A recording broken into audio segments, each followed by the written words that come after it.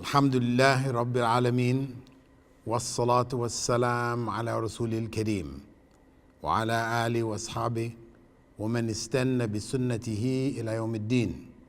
All praise is due to Allah, and may Allah's peace and blessings be on the last Prophet Muhammad sallallahu alayhi wasallam, and on all those who follow the path of righteousness until the last day. This is the fifth session on the series which I called The Soul of Hajj.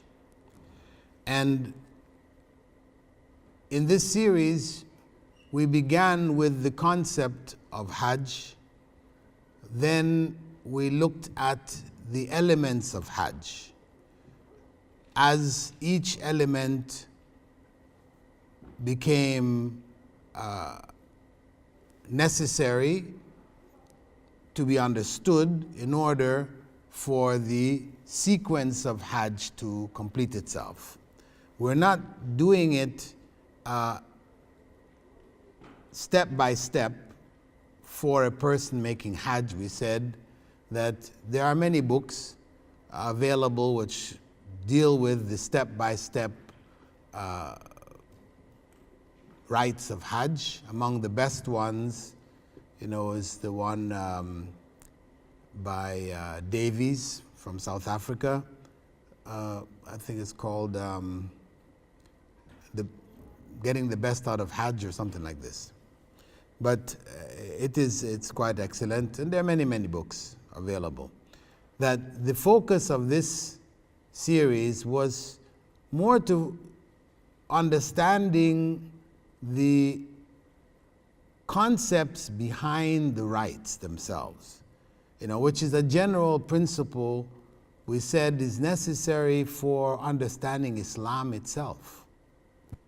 Because Muslims today tend to be caught up in the rituals and the rites of the various acts of worship that have been prescribed for us by God, by Allah.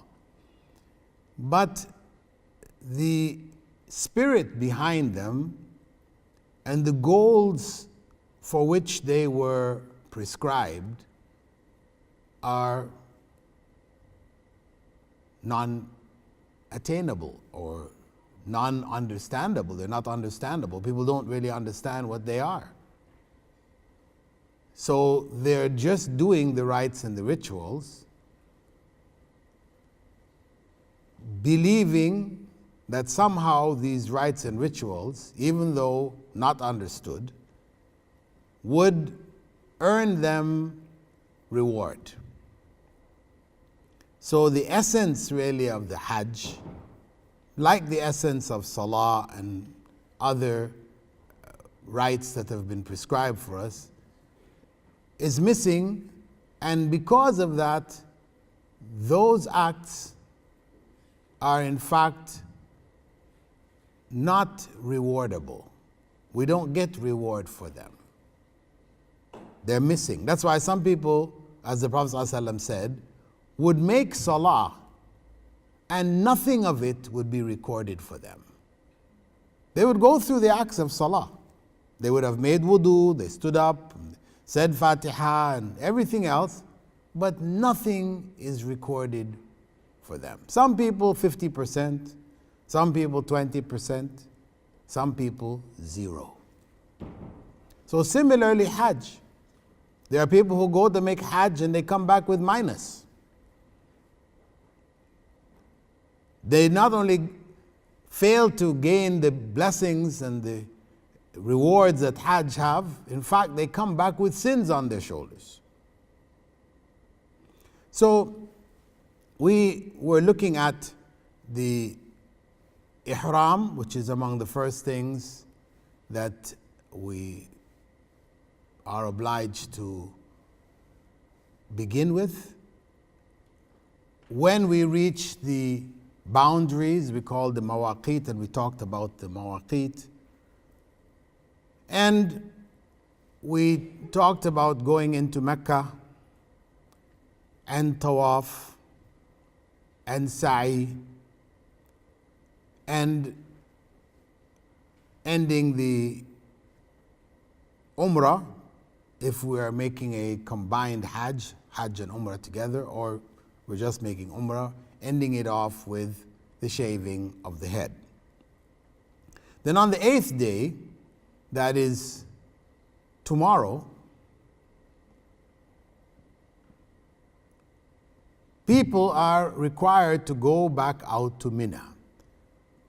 And in our last session, we discussed about Mina, and we pointed out that in spite of the fact that people treat Mina as just a transit point, it's not looked at really as a rite of Hajj. Reality is that we spend more time in Mina than in any other location during Hajj. So the very fact that Allah has prescribed Mina for such a length of time, so many times we return to Mina, then it must have importance, because whenever Allah prescribes something, He prescribes it because of its importance. The more time He gives to it means the more important it is. So, Mina, we said, even though people tend to disregard it, not really consider it as anything, it is among the most important days. First and foremost, as we said, before Arafah, it's preparing for Arafah. And then we talked about what then would we do in Mina. The three main rites of Mina, we said, were formal prayers, which are shortened, supplications, and words of remembrance. These were the main three things or rites that we would do in Mina. And with regards to the shortened prayers, we said that they were not joined. Normally, when we travel, we shorten and join. Reality is actually the joining is not specific for the traveler. Shortening is specific for the traveler. Only the traveler may shorten his prayers. Even if you feel sick, you can't shorten your prayers. You can join them. If you're feeling sick, difficult for you to get up and pray, you may pray two of your prayers together, Dhuhr and Asr, Maghrib and Isha, but you can't shorten them. It's not allowed. It's not acceptable. So in Mina, we shorten, but we don't join. The shortening gives us more time to focus on supplication. And Mina, as we said, is a place of supplication. Formal prayer, supplication, and words of remembrance. And we also pointed out that for those formal prayers that we pray in Mina, we should strive to make them as best as we can. Because Mina is a preparation for everything else coming after, for the Hajj, the actual rites of Hajj. So just as wudu is preparation for Salah, Mina is preparation for Arafah and everything coming after, whether it's stoning, it's slaughter, it's the tawaf al-ifada, all of the other acts coming, they're preceded by Mina. So our basic prayers in Mina should be done in the best way possible, because they set the stage for the rest of our Hajj. So if our prayers in Mina are sloppy, haphazard, we're missing some, we're doing some, doing it in a hurry, not really praying as we should pray, then it means that is the picture of our Hajj. Because if we can't take care of basic prayers, and that is the most important thing that we'll be asked about on the Day of Judgment, If we can't take care of prayers in Mina, then be sure we will make a mess of stoning, Rami. We'll make a mess of Arafah. We'll make a mess of Tawaf, Ifada. Everything else will be a mess. So, very important for us to do those prayers in the best way possible. And to do them, of course, it means that we should precede them with wudu. Again, wudu done in a way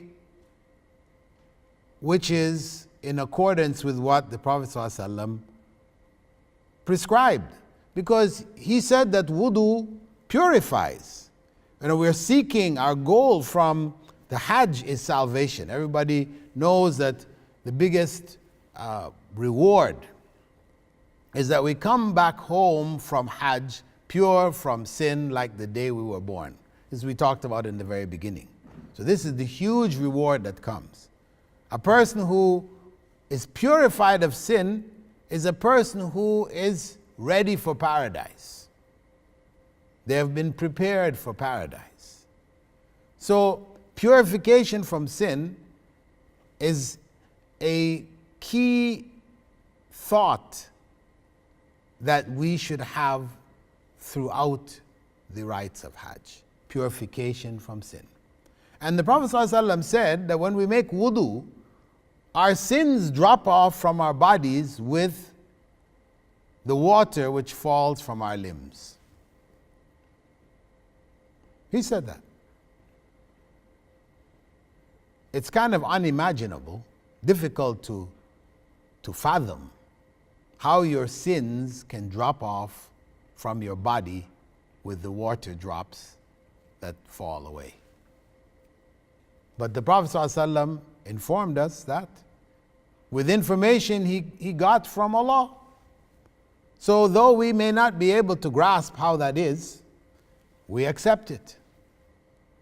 So when we are washing our hands, he told us the sins of our hands are washed off. So when we're washing our hands, that should be in our mind. That when we're washing our hands, we're not just, okay, we just finished eating, our hands are greasy, whatever, so we're just washing our hands. No, that's part of it, yes, we clean up. But the greater part is washing our hands from the sins of our hands. What we have written, what we have taken, what we have given with our hands. Similarly, when we wash our mouths, usually we just throw the water and whoop, out and we're gone. But hey, what we should be thinking about is that the washing of our mouths is also washing out our mouths from the sins of our mouths, what we have said. And how else do we commit sins? The greatest sins that we commit are usually from our mouths, what we're saying, and our ears, what we're hearing, so on. So our eyes, what we're seeing. These are our senses through which we either do righteousness and earn reward, or we commit sins and destroy our souls. So, in making wudu, we should be conscious of it. If we make that kind of wudu, then the chances of making a proper salah will be good. But if we're not making that kind of wudu, we are just splashing water anywhere and everywhere and running through, no dua in the beginning, bismillah, no dua at the end, our shahada repeated as the Prophet ﷺ taught us, none of that. We just make wudu physically, quickly, and we run to the prayer. So naturally, when we go into the prayer, we'll be going into the prayer from a physical, purely physical perspective. The spiritual aspects will be missing. Difficult to concentrate. Because our wudu was so quick, we really weren't thinking about preparing ourselves to communicate with Allah, to worship Him. So, naturally, the prayer that comes after that is going to be likewise deficient. And the Prophet ﷺ, he had said, according to the prayers, that if there was a river at someone's door and he took a bath in it 5 times a day, would you notice any dirt on him? He asked the companions. And they said, not a trace of dirt would be left. Prophet ﷺ said, Allah removes the sins with the 5 daily prayers in a similar way. That the prayers themselves, the wudu removes sins and the prayers remove sins. But if we didn't do a wudu which removes sins, then be sure that the prayer is not going to remove any sin. We're likely adding more sins.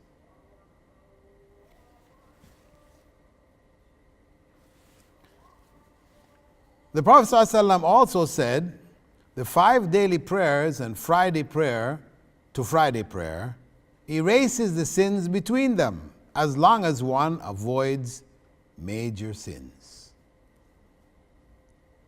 So the prayers themselves purify us, and we're seeking a Hajj which will purify us. So the Hajj which purifies us is the one which is built on prayers which purify us. So can we see that all of this is interlinked? It's not like a separate thing that we do. We've treated it that way. Hajj is like something separate. We talked about that earlier, how people not understanding the real goals of Hajj and how they are achieved, they, generally speaking, encourage young people not to make Hajj, to delay Hajj. Because if Hajj is supposed to clean us up from sin, then you are still young. If you go and make Hajj now, that you come back, you're still going to make many more sins. So you're just going to ruin all the good that you did from your Hajj. So better you leave the Hajj until the end of your life. You do it at the end, when you've done all the sins you can possibly do. You've run out of steam, no more sins left. Now is the time to make Hajj. But reality is that if you have treated Hajj that way, mentally, you will not be able to make the Hajj which purifies. Your Hajj will be just like the rest of your life. That's the reality. So, we have to keep this concept of purification in mind throughout the Hajj. Everything that we're doing is somehow related to purifying ourselves from sin. Remembering Allah, because it's glorification of Allah, and purification from sin.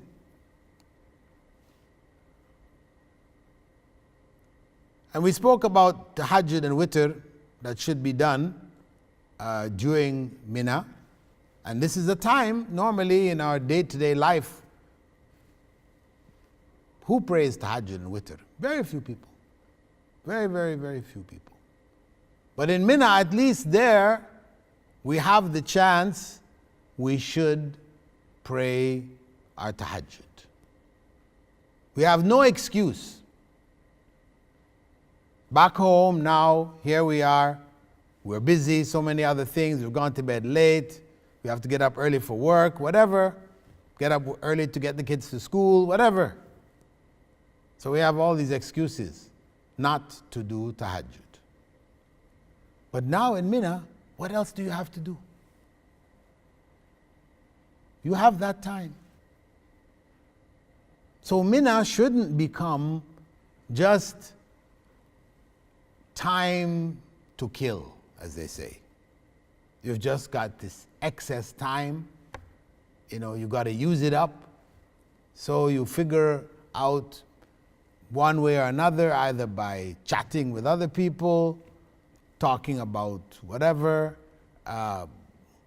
roaming the grounds of Mina, walking around, whatever is not going to help you in your Hajj. So, what is good for us is to utilize that time consider every moment that we have to spend there as priceless, moments which may never come back again. We may never get another chance. And if this is our first Hajj especially, it is critical for us to do it correctly. So we said that the rites of Hajj with regards to Mina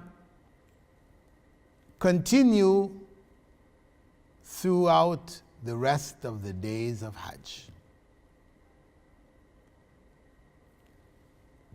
We do it on the 8th. We spend Arafah on the 9th. This is the only day, we could say the 9th, although the sunnah of the Prophet ﷺ was to go to Arafah at Dhuhr time. So really, even the morning of the 9th, it's preferable to spend in Mina.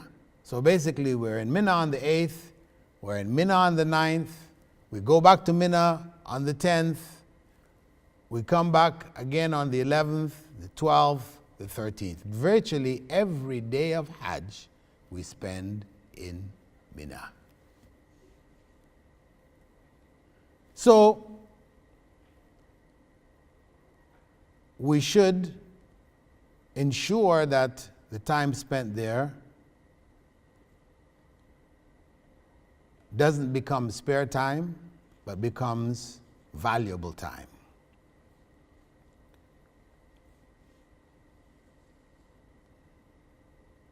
We did say a certain amount of socializing is allowed in Mina. Getting to know the people who you are making Hajj with, meeting some other people. But your conversations should be limited. Don't spend all the time in that. Instead, if we are meeting and talking, we try to talk something reminding each other about Allah, make that talk valuable and put on our scale of good deeds. Then comes Arafah. We said that Dhuhr time is the time to head out for Arafah. And the Prophet ﷺ had said, Al-Hajju Arafah. We said that in the very beginning. Hajj is Arafah. So, Arafah is referred to as the Wuquf Arafah. That we stop there or we stand there. You can also sit and lie there, but most of the time spent is time spent in supplication. And we said that one of the things we should do in Mina in order to prepare ourselves for Arafah was that we should prepare a list for prayers. Prepare a list of things that are important to us that we should be praying about. Because Arafah is a challenge of praying, supplicating for almost 6 hours. For almost 6 hours. This is something we have never done in our lives. So it is very important that we prepare ourselves. Otherwise, by the time we get into Arafah, after about half an hour or 15 minutes, we will run out of du'as and we still have in front of us another 6 hours ahead of us. We've said everything we could think of. If we prepare ourselves, then it's possible that we can make dua spread over that period of time. Instead of having to climb Jabal Rahmah, that becomes a substitute rite for many people. trying to climb Jabal Rahmah, like people climbing Mount Everest. This becomes a big point for Hajj. But Prophet Muhammad ﷺ didn't climb Jabal Rahmah. It's not really a rite of Hajj. It's in the plain of Arafah, so you can stand there and make dua, but it has no special significance in that sense. So we need to utilize that time in supplication, and the Prophet ﷺ had said the best supplication is that done on the day of Arafah. And the best supplication which the prophets before me and I said is La ilaha illallah wahdahu la sharika lah, lahul mulk wa lahul hamd wa huwa ala kulli shay'in qadir. No one has the right to be worshipped except Allah, alone, without any partner. To Him belongs all praise and sovereignty, and He is able to do all things. This dua, we've all said it at some point. It's on the sheet which they put up in the masjids, sheet of duas to be said at different times in the morning, the evening. It's there. It's a worthy dua for us to learn. Whether we're on Arafah or off of Arafah, because the Prophet ﷺ said it is the best supplication. And it is the best because it summarizes the essence of Tawheed. It's all about Tawheed. La ilaha illallah, of course, that's the beginning of our Shahada. Wahdahu la sharika lah, by Himself. He's alone, without any partner. That nullifies any intermediary. Lahul mulk, everything belongs to Him. Wa lahul hamd, and all gratitude and praise belongs to Him. He's the one who should be praised.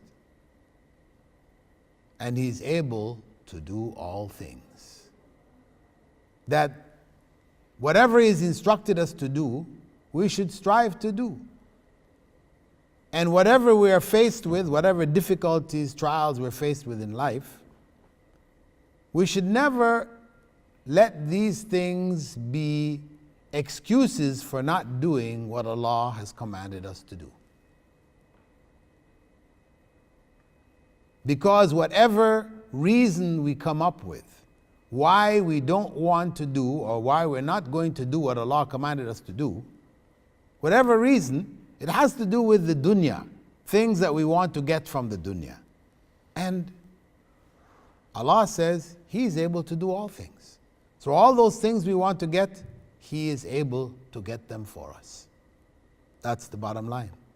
We should never give precedence to the needs of this world over the commandments of Allah. In terms of the day of Arafah, and that will be Sunday, it was the day in which that verse, Al-Yawma akmaltu lakum dinakum, today I have completed for you your religion. That verse was revealed on Arafah, the day of Arafah. And that verse is significant in that it rejects all change in religion. In the religion which Allah has prescribed, that verse leaves no room for change. Now the world today is caught up in change. And in the material world there is good in change. But in spiritual matters, what God has revealed has no room for change. Because human beings and their spiritual needs have never changed from the time that Adam was put on this earth, nor will it ever change until the last person dies on this earth. The needs are the same. So that's why there's no need for change in the religion, because the religion deals with human nature, human psychology, human needs, which remain virtually the same through all the various generations of the past and will remain the same for those to come. It's also the day, Allah swore about it in Surah Buruj, وَشَاهِدٍ وَمَشْهُودٍ. Allah swore about that day. The shahid is the witness. The Prophet ﷺ explained that that is Friday. And the mashhud, or the witness day, is the day of Arafah. Fasting on Arafah, as we said earlier, expiates for sins of the past and sins of the future. 1 year past and 1 year in the future. This is a special blessing which Allah has given to those who don't make Hajj. Those who are going on Hajj, it's actually not recommended for them to fast. It's preferable that they don't fast. So for those of us who don't have the opportunity, this is the option, additional reward that's given to us that those on Hajj don't have access to. And Arafah is also the place where Allah made the covenant with Adam and all of his descendants. Allah describes that in Surah Al-A'raf, verses 72 to 73, where he explained that he took from Adam all of his descendants. That's all of us. All who were before us and all who are to come were extracted in the spiritual form from Adam, and we were all made to bear witness. Allah asked us, Alastu bi Rabbikum? Am I not your Lord? And we all said, Bala shahidna. Certainly, we bear witness to it. So that is the covenant we made with Allah. Of course, we can't remember it, but it is the basis of faith when we accept the message of the prophets of Allah. It's a reiteration of that covenant.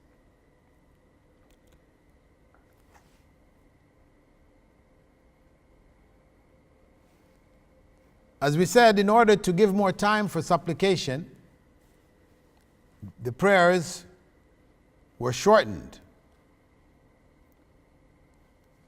in Mina. Here in Arafah, they are shortened and joined. They are shortened and joined. And our main focus, we said, was dua.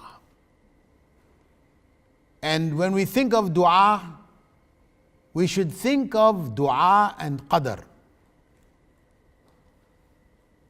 In that the Prophet ﷺ had said, the only thing that can change qadr is dua. That's how powerful dua is. And that's telling us that if we are serious about change in qadr, change in what is ahead for us, if we really want it to be good, then the way forward is through dua. Dua can change qadr. Of course, this is a subject of a lecture in and of itself, as people may want to know, well, how is it that dua can change qadr? Isn't qadr what was written in Lawh al-Mahfuz? So if you make dua, can that change what is in Lawh al-Mahfuz? No, it can't. So then how can dua change qadr? Okay, as I said, that is a whole lecture in and of itself. Enough to say that the change in the qadr is the change in what would have been had you not made your dua.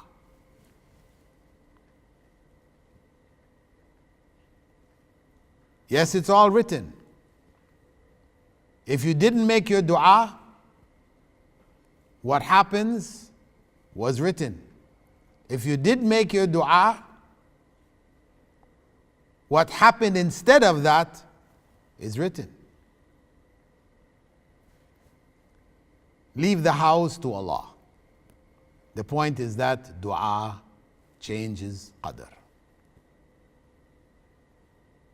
The only thing that can change qadr. And dua is the essence of worship. Prophet Muhammad ﷺ had said, "Ad-du'a huwa al-ibadah." Dua is the essence of worship. That's why those people who say, we're not worshipping Saint so-and-so, Saint Abdul Qadir al-Jilani, for example. He's given the title in the subconscious and the subcontinent, Ghawsi Azam. In Arabic, it's Al-Ghawth Al-A'zam, the greatest source of help. So when people find themselves in calamities and trials, who do they call on? Instead of calling on Allah, "Oh Allah, help me," they say, "Oh Abdul Qadir, help me." You say, "Brother, this is shirk." I said, No. We're not worshipping any others besides Allah. We're not worshipping Him. We're just calling on Him for His help. Well, the Prophet ﷺ had said, "Ad-du'a wal ibadah." That dua that you make to other than Allah is worship. It's the essence of worship. And that's why the Prophet ﷺ said, "Al-Hajju Arafah." That the essence of Hajj is Arafah. Because if the essence of Arafah is worship, right? Essence of Arafah is worship, supplication. And the essence of worship itself is supplication. Arafah is supplication. See, they've all become one. This is the most important thing. This is the most important element of Arafah. It's not Jabal Rahmah. You have been deluded. If you went and made Hajj and your big strive on that day was just to climb to the top of Jabal Rahmah, I ask Allah to forgive those people who told you that and wasted your Hajj. So, dua is what we have to focus on that day of Arafah. And crying in dua is something that we should strive for. Now, most of us, we cry for everything but dua. We'll cry when our favorite cricket team loses the match. Tears will come down our eyes. We'll cry when we watch a movie that has some kind of emotional message, theme. Tears will be all down our faces. We'll be sobbing and wiping our eyes. Cry when you lose your job. You know, men aren't supposed to cry, but that's when they cry. When they lose the job, they got fired. We cry for everything. But crying for Allah, crying while worshiping Allah, this one we are hard pressed to do. Meaning our hearts are hardened. Our hearts have become hardened. So this is among the things, if we're going to make Hajj next year, is among the things that from now we have to consider. Because we don't want to be stuck there on Arafah, raising our hands, trying to make dua, and no tears are coming. Nothing is coming. It's just some words we're saying. The Prophet ﷺ had said that among the 7 groups of people who would be shaded by the throne of Allah on the day when there will be no shade except for the shade of His throne, will be one whose eyes become filled with tears when they remember Allah.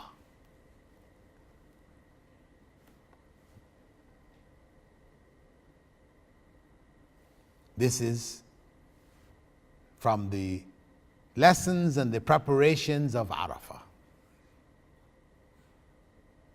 So, start preparing for now for the next Hajj, inshaAllah. And when we are there, some people spend time reading Quran, reading Islamic books, and reading Islamic books is good. Reading Quran is good, it's excellent. But not in Arafah. You don't need to be reading Quran in Arafah unless you're reading the du'as of the Quran. This is helping you in your dua. But just reading Quran, because when the people do it, they're just taking it and reading it like people typically do after Salah. People go and get a Quran and they start reading. But it's just a ritual. They're just reading the text. They don't know what it actually says, what it means. So it really has no impact on their lives. They just feel that's a good thing to do, so they do it. So you don't want to be doing that there on Arafah. Arafah, you want to give it its full right.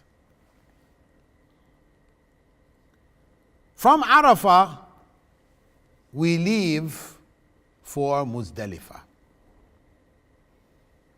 And everybody is supposed to leave at Maghrib. We don't pray Maghrib in Arafah.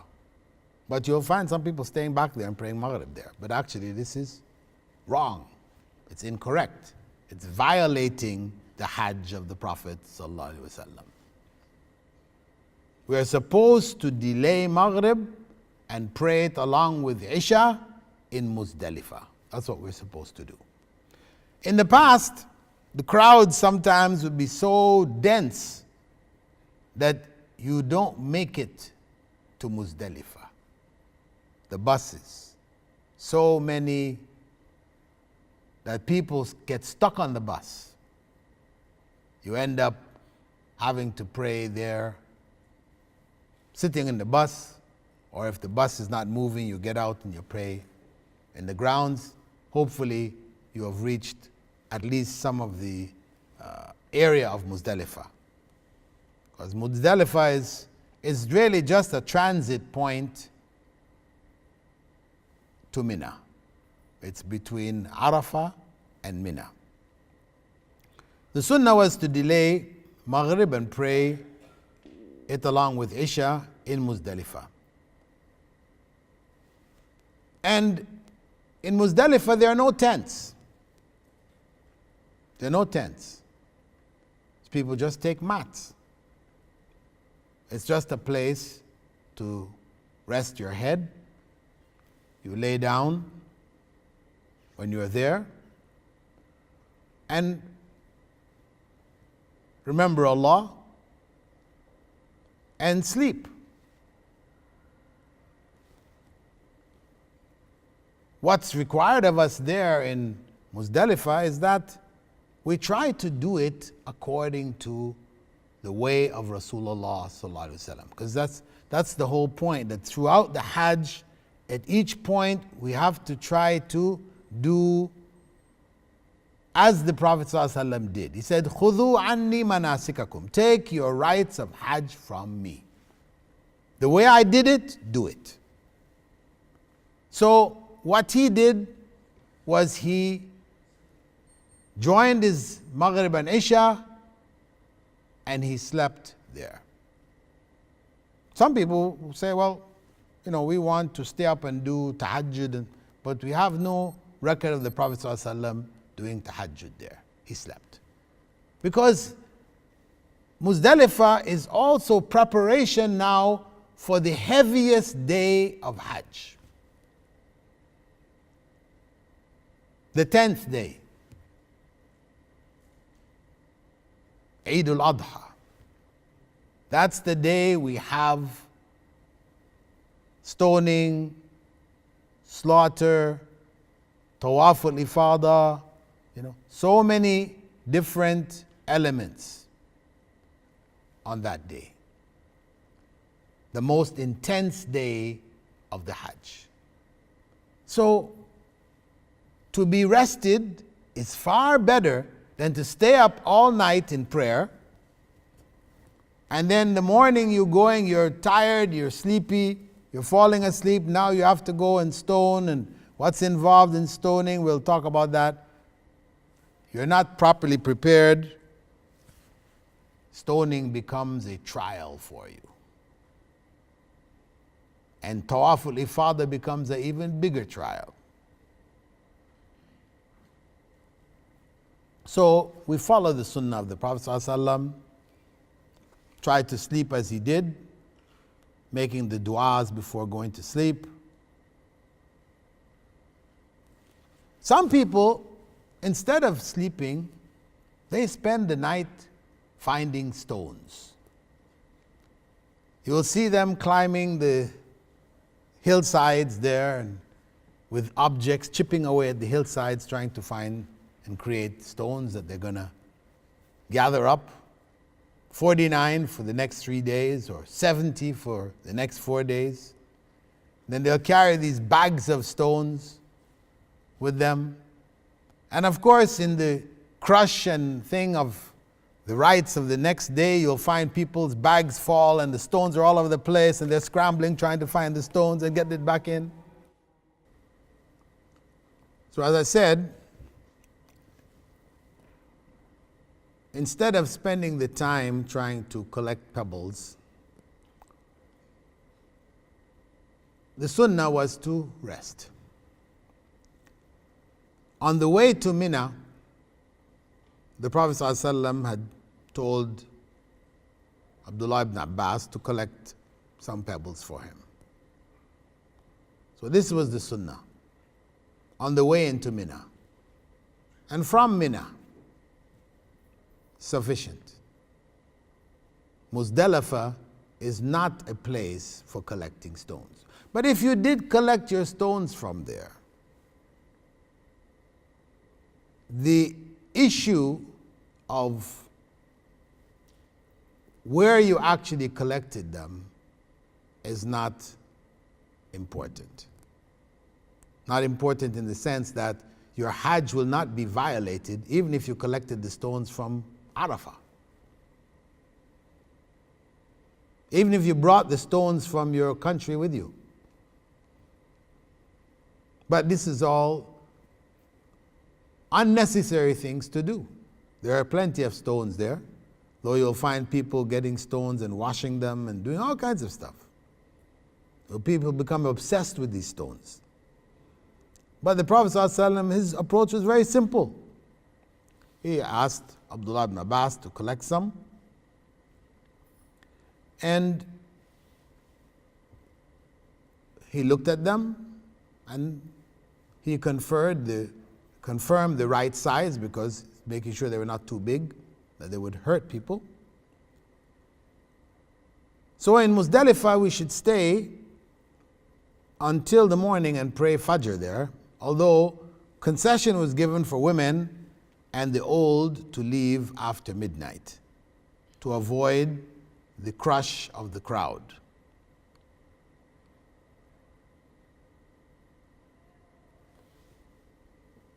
So Abdullah ibn Abbas, when he collected the stones on the way into Mina, and he gave them to the Prophet ﷺ, he said, this size is fine. This is about the size of a fingertip. And then he said, beware of extremism in religion. For the people before you were destroyed by going to extremes in religion. And this is important too for people who are going to do Rami, the stoning. Because people, for the most part, have misunderstood what the stoning is about. So, in their mind, especially when it used to be a pillar, in the past it used to be just a pillar, right? And there was a basin around it, which the stones would be collected and removed. And you would find people who would actually climb up the pillar while stones were being thrown. There would be people who considered this was like a religious, sacrifice they're making as they're climbing up. People are pelting them with stones left and right. They'll climb to the top of the pillar, they'll have their shoe and they will be beating the pillar on the top. In their minds, they're thinking, this is Satan. Because it's called the big Satan, the middle Satan, and the little Satan. This is one of the names that the common people gave these pillars, the Jamarat. So in the minds of the ignorant masses, these were actually Satans. So you have to, just throwing a stone is not quite enough. You need, if you have some serious problem with Satan, then you need to be giving him some serious beatings. So these are the extremes that people have gone to in ignorance. And of course, as I said, the Prophet ﷺ made that point. There are people who would want to take a rock, because if you're going to throw, and you want to have a little thing the size of your little fingertip here, it's like you can't, what are you doing with this really? You throw it, it's just bouncing off. No, you need a rock that you can really hit that thing with. It's going to make a difference. This is what's happening in people's minds. But that's not what it's about. It's not about beating that pillar. Now the pillar has become a wall. Alhamdulillah, some people complained about that. They say, look at these Saudis changing the religion. The wall is safer, especially with the number of people that are going to make Hajj now. In the past, when the numbers were smaller, you can get by with just the pillar and people throwing. Now you've got so many people throwing and so many people missing. So instead of hitting the pillar, they're throwing, it's missing the pillar, going over and hitting people on the other side. So these people on that side are pelting you and you're pelting them. So the whole issue of this rite of stoning is lost.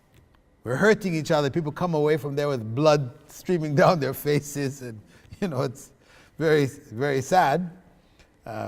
We can laugh about it now, but if you were there, it would be a crying matter.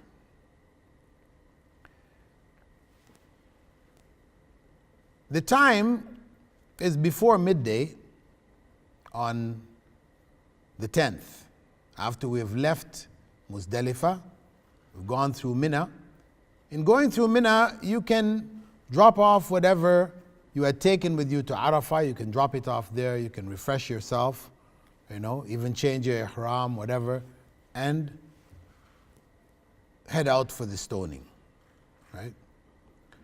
Because following the stoning, you have slaughtering, shaving, and tawaf. On the way to the Jamarat, we should do so remembering Allah, making dua for spiritual strength to withstand or to hold Satan or satanic suggestions at bay. Because we are in this process here commemorating what Prophet Abraham did. Prophet Abraham, on his way to sacrifice his son, to slaughter his son at the command of Allah subhanahu wa ta'ala, was stopped by Satan at 3 points, 3 times.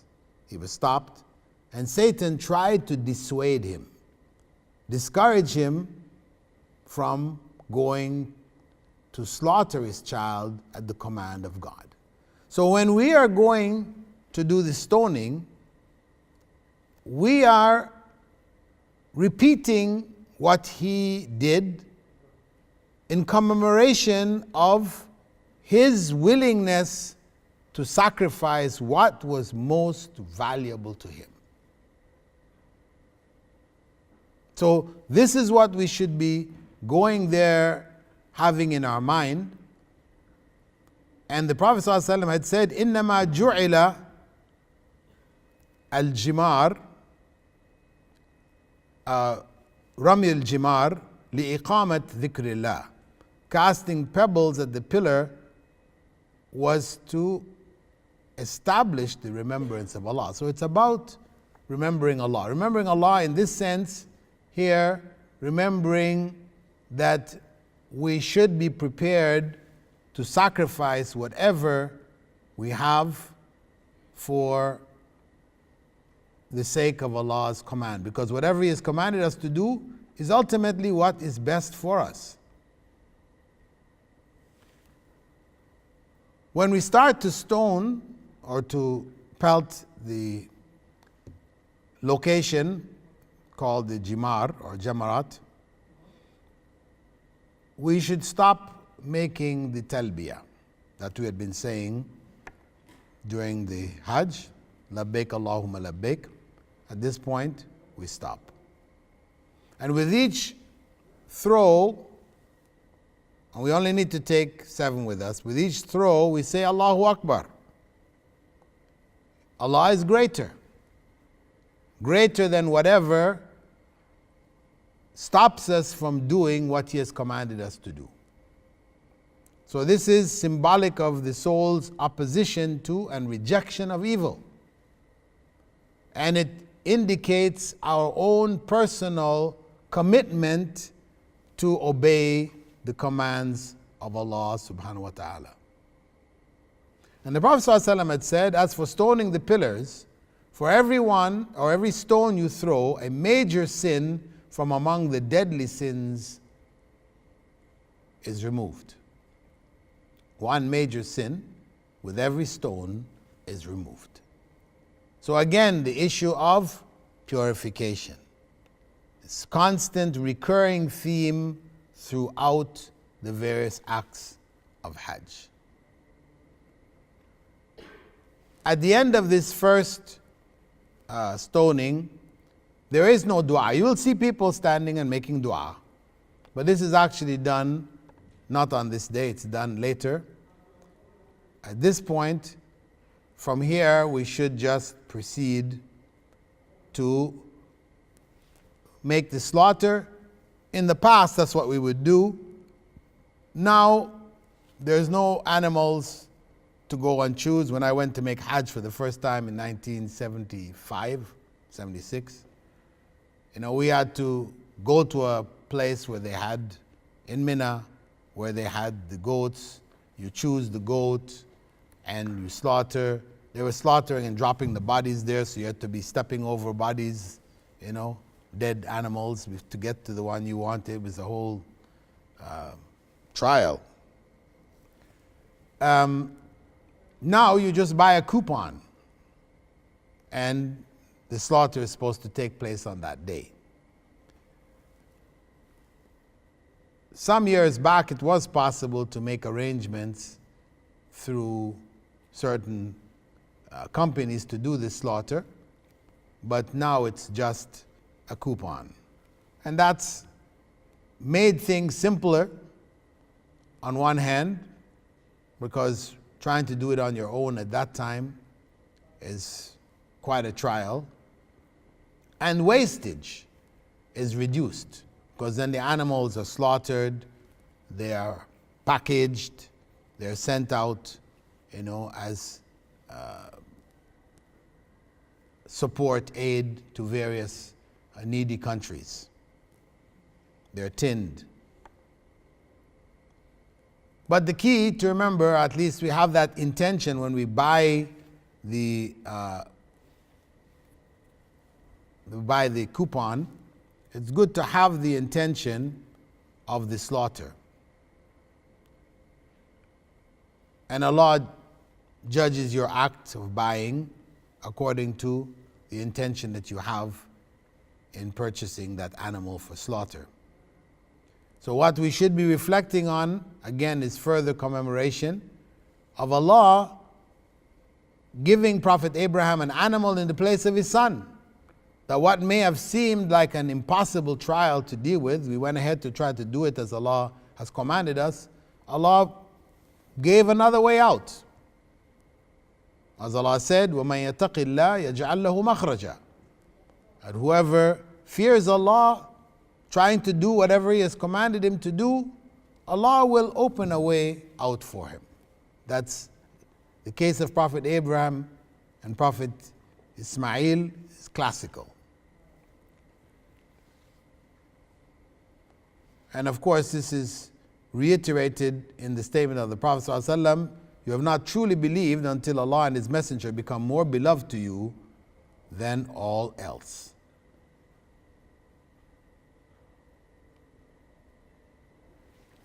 And of course, in the case of the sacrifice, we should also reflect on the greatness of Allah subhanahu wa ta'ala, that He has given us these animals. Animals which He had made domesticated for us, that we were able to domesticate them and be able to slaughter them. Otherwise, there are many, many other animals out there that we couldn't do that to. Wild animals, which you can't domesticate. So this is also a blessing from Allah subhanahu wa ta'ala, so we glorify Him and thank Him from that perspective also.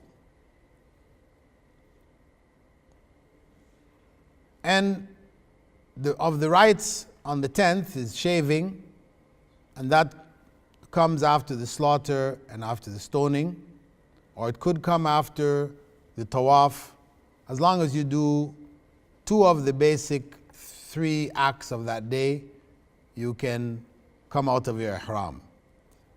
So shaving is normally the symbol for ending your consecrated state of ihram. You're still on Hajj, still doing Hajj, but the state where you're not supposed to put perfume on and these other things, ends at that point. And the Prophet ﷺ made a special prayer 3 times for Allah to bless those who shave. And He made 1 prayer for those who trim. So this is telling us, those of us going to Hajj, shaving is better than trimming. And the Prophet ﷺ had also said, as for shaving the head, here comes the big point. There is a reward for every strand of hair you shave, and a sin is erased with it. A reward for every strand of hair you shave. So here again, purification again. As we said, the Hajj, this thread which connects it all, is the issue of purification. We begin on the right side of the head, of course, as the Prophet ﷺ did, favoring the right in his sunnah. And while we're doing it, we should remember the aqiqah, because shaving our head is similar to shaving in the aqiqah. Okay, we'll stop here, and there's only another 5 minutes to finish off the material. So we'll come back right after. Those of you who wish can come back right after. We'll finish off another 5 to 10 minutes max, and then if you have any questions, we'll take the questions afterwards. Barakallahu feekum.